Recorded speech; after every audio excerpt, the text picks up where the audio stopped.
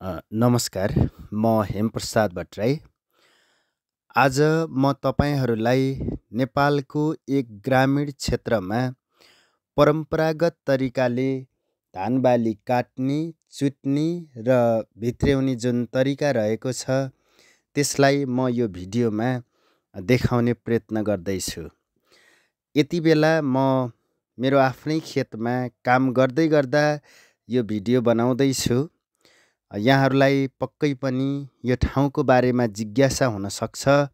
यो ठाउँ हो गल्याङ नगरपालिका वडा नम्बर 11 दिमिक स्याङ्जा। यहाँहरूले अहिले देखिरहनु भएको छ ग्रामीण क्षेत्रमा रहेको एक कृषि क्षेत्र, जहाँ हरियाली पहाडहरू र निलो आकाश यति बेला देखिएको छ।